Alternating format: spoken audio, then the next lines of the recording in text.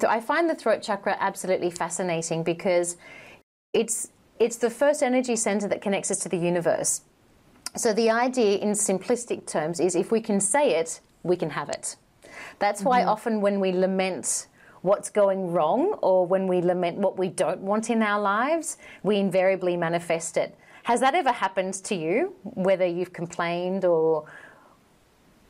Definitely. The more that you talk about something, and like you were saying in the workshop on Saturday, when you plug yourself into that energy over and over again and talk about it with various people, you're just recreating that same situation. So that was a big eye-opener for me and ear-opener for me. When you said that on Saturday, it just really landed. It's true. We plug ourselves in over and over again. And like you said on Saturday, there's a time for talking about it and venting it and letting it out. But then there's also a time to be like, okay, I've done that now. That part of the process is over. Yeah. Now it's time to forgive or move on and be with that. That's right. You just reminded me of that, actually. The story was, when something goes wrong, and initially we'll tell our partner or our best friend or our mum, but when we keep talking about it, especially a month or even a year later or even many years later, it's very disempowering. So we don't get to embody the lesson. And so it's one of the lessons that I've learned recently. Someone had asked about something that had happened 6 months ago, which was very traumatic for me at the time and very heart-wrenching. And I just thought I could go into the story, but my cellular memory is just going to get activated with that pain and that incredible sadness. And it's been my practice as of this year to not necessarily go into the story, but to share the lesson of what I learned, because then my body doesn't get activated with the memory of what happened, and I don't lower my own frequency, and I don't keep manifesting more of that same caliber of person in my life or that same experience that will repeat itself but won't necessarily empower me. Yeah. So you're turning the negative story, which was ultimately a positive story in the end, into that positive message. Yeah, and continuing to plug into the, you know what, this was my gift, because if I didn't have this experience, I wouldn't know that blah, blah, blah, blah, blah. Yeah. Or for instance, you know, it could be a lesson of I didn't know that I need to be better or clearer with my boundaries, or I didn't know that sometimes when I'm tired, I can be a little bit flippant and I can hurt people. So that way I keep plugging into the lesson so that it doesn't mean that bad things don't happen. It doesn't mean that I don't get disappointed. But that disappointment is going to be a minute of my day. It's not going to be the whole theme of what happened that day. And that is life-changing. And you're not going to wear it like a badge of honor and make it your story. That's right. Yeah, that's right. That's right.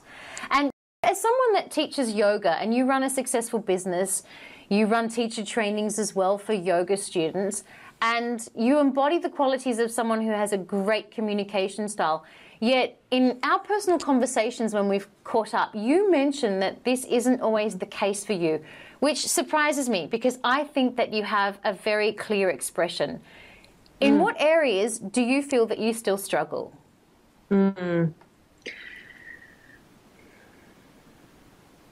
Standing up for myself is something that's newer to me.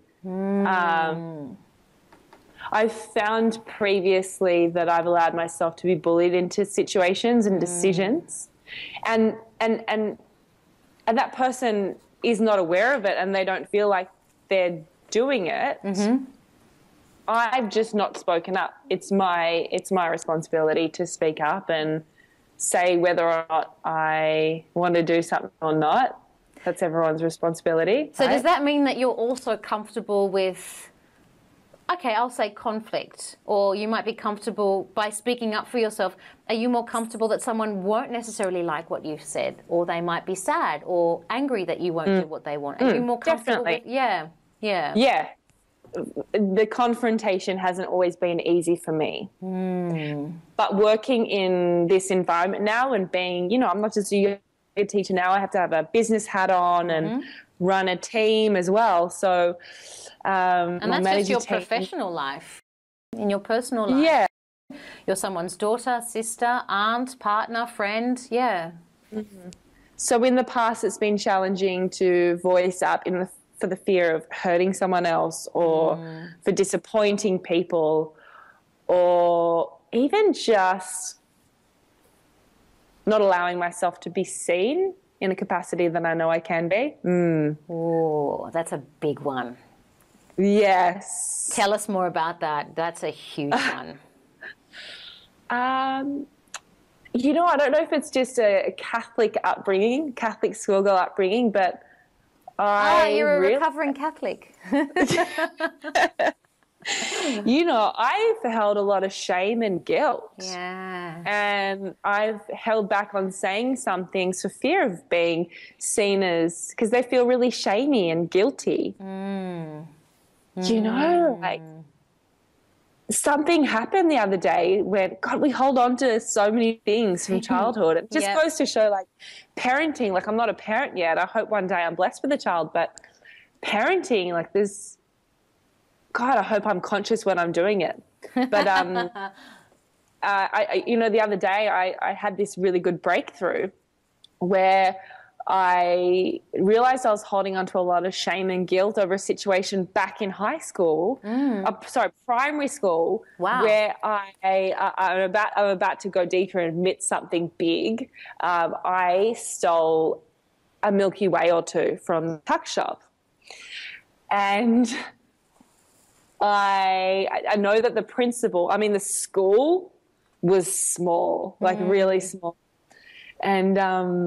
And the principal knew that something had been stolen. I think another friend of mine had done it as well, so it might have been obvious.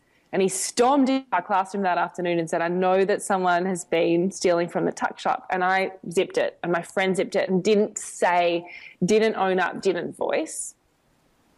And I'm sure that this teacher knew it was me. And my parents, and my dad in particular, went in for parent-teacher interviews, and I wasn't in the room. And I have a feeling that he told my dad, and my dad never talked about it with me either. And, look, it was such a small, insignificant thing, really, when you look back on it. But it affected me, not speaking. And that unspoken thing that went between my father and I, like that, I know that has some stuff to do with around why I've found it challenging to speak up. Yeah. It would make sense, right? Yeah. Like, I'm sure it's not the only thing, but I know it's part of it.